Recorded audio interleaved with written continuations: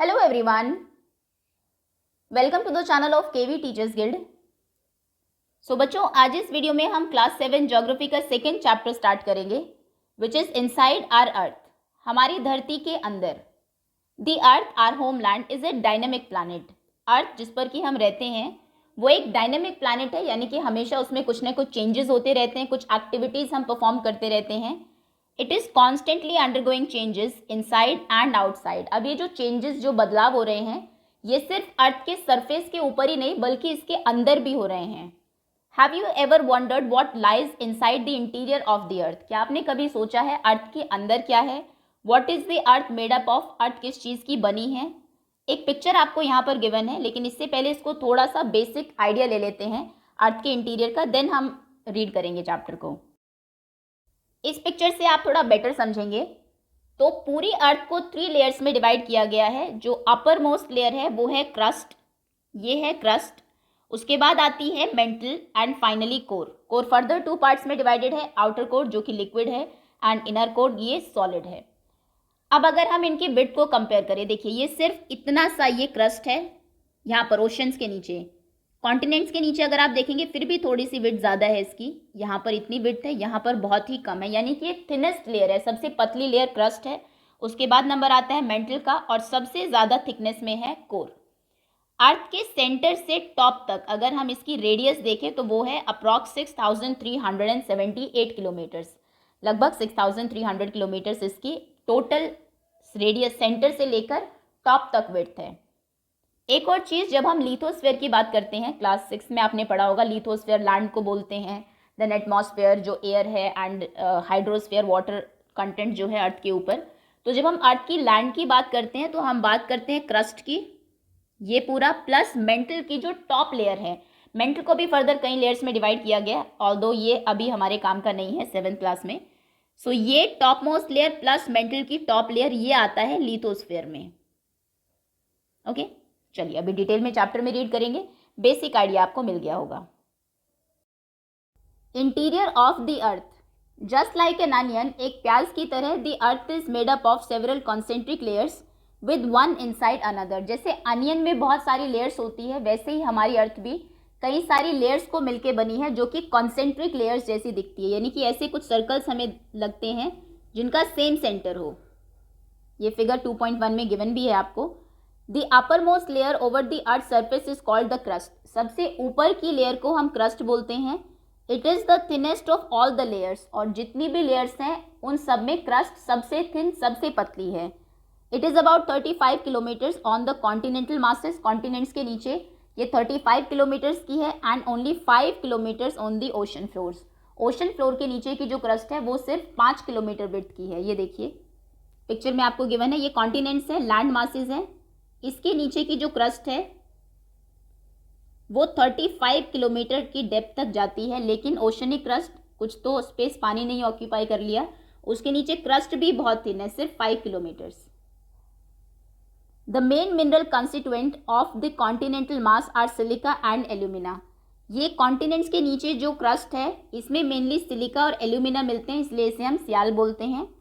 The oceanic crust mainly consist of silica and magnesium.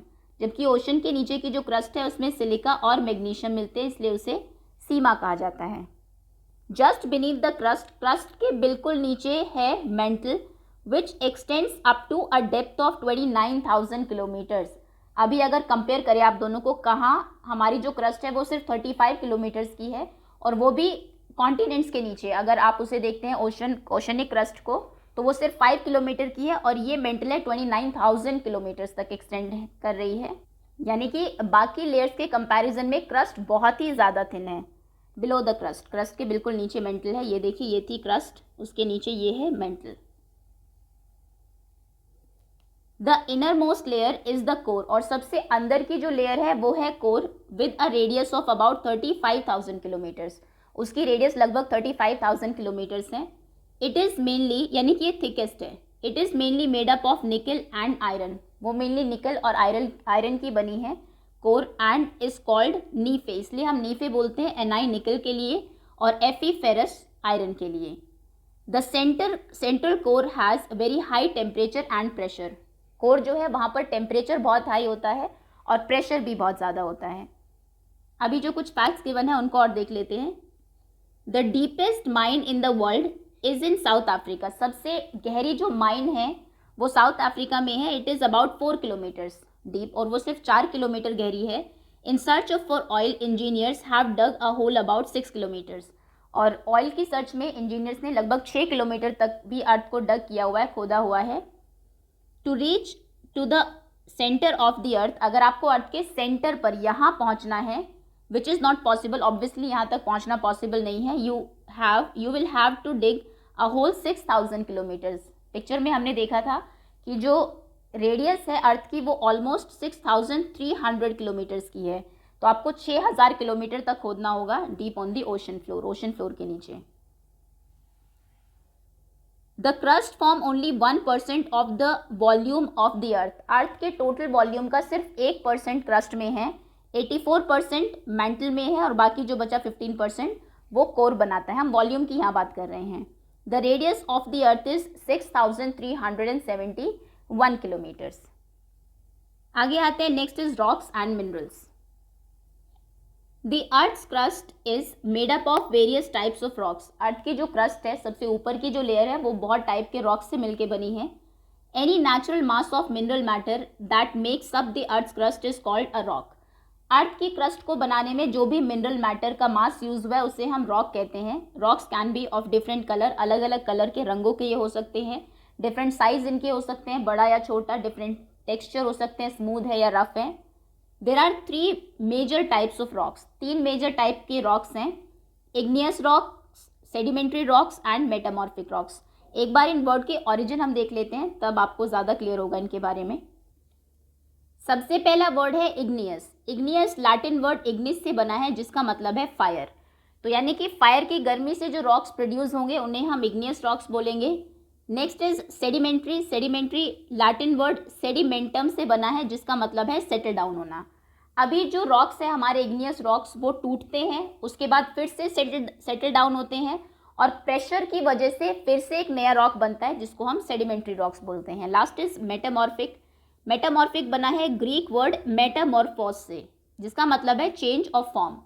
बहुत high temperature की वजह से या हाई प्रेशर की वजह से जब एक टाइप का रॉक किसी दूसरे टाइप में चेंज होता है, उसे हम बोलते हैं मेटामॉर्फिक रॉक्स। ओके, चलिए डिटेल में अभी और देख लेते हैं।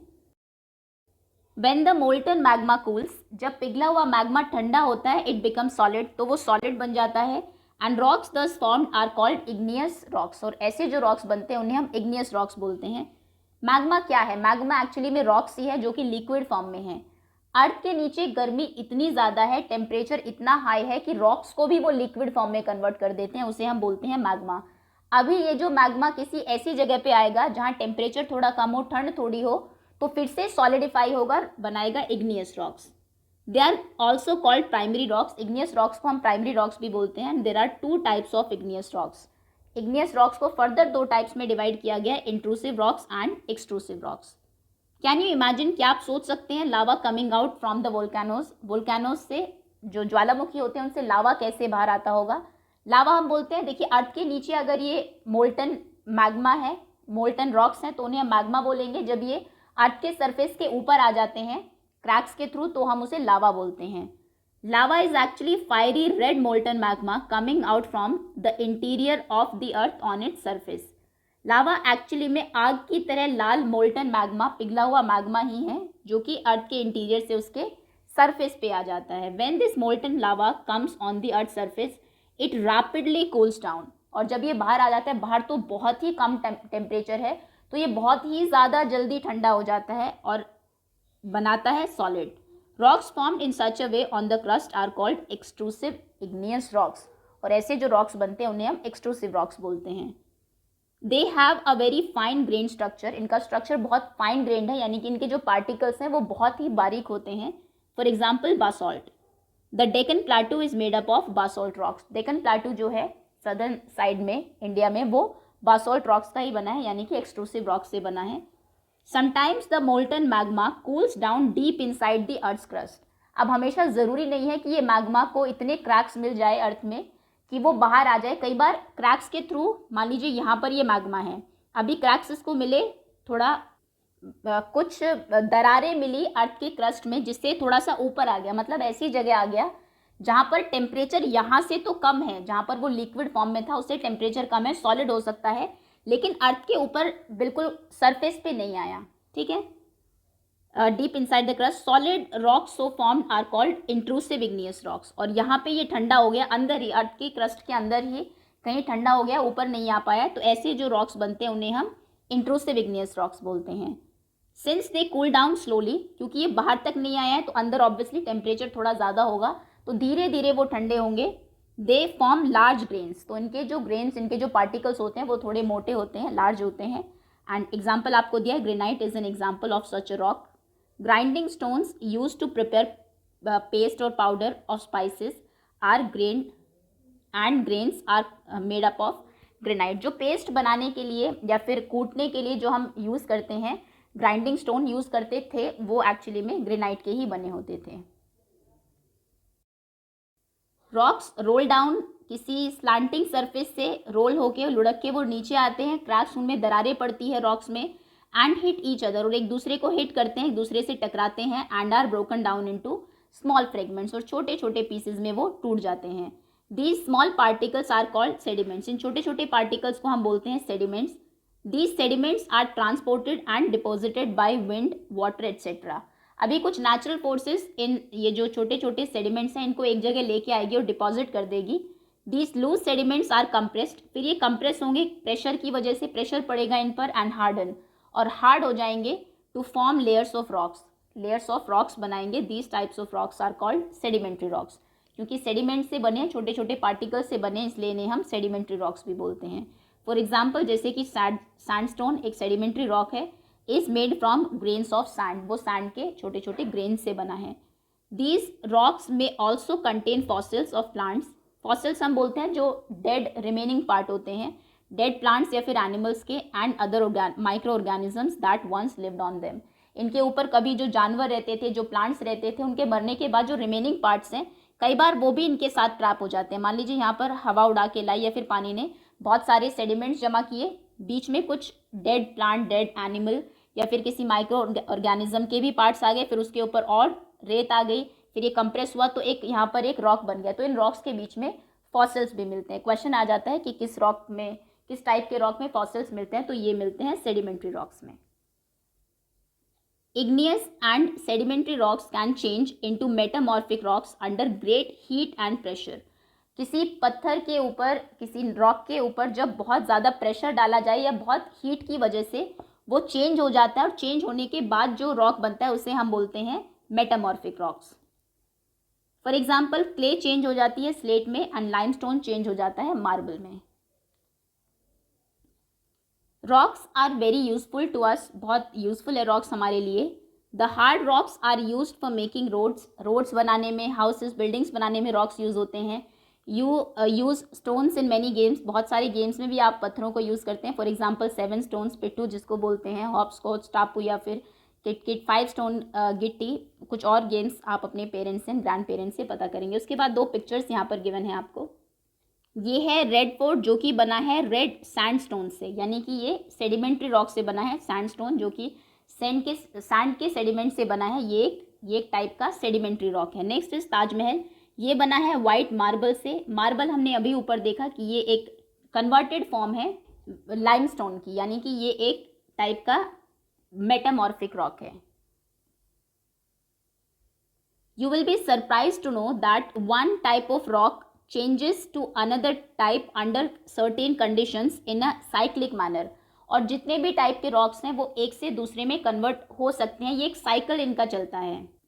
ये दिखाया हुआ है यहाँ पर आपको कि इग्नियस रॉक्स कन्वर्ट होते हैं सेडिमेंट्स में, सेडिमेंट्री रॉक्स बनते हैं, सेडिमेंट्री रॉक्स कन्वर्ट होकर मेटामॉर्फिक रॉक बनाते हैं, इग्नियस रॉक्स भी कन्वर्ट होकर मेटामॉर्फिक रॉक्स बना देते हैं। मेटामॉर्फिक रॉक टूट के फिर से सेडिमेंट्स बना सकते हैं, सेडिमेंट से फिर से सेडिमेंट्री रॉक्स बन सकते हैं। या फिर अगर ये बाई चांस किसी भी रीज़न की वजह से अर्थ में इतना नीचे तक चले जाए मेटामॉर्फिक रॉक या फिर सेडिमेंट्री रॉक्स कि वहाँ पर हीट बहुत ज़्यादा है और फिर से पिघल के लिक्विड फॉर्म में आ जाए, तो फिर से दोबारा से जो टाइप के रॉक्स बनेंगे वो फिर से इग्नियस रॉक्स बन सकते हैं। तो यानी कि ये साइकिल चलता ही रहता है, रॉक्स एक से दूसरे में ईजिली कन्वर्ट हो सकते हैं।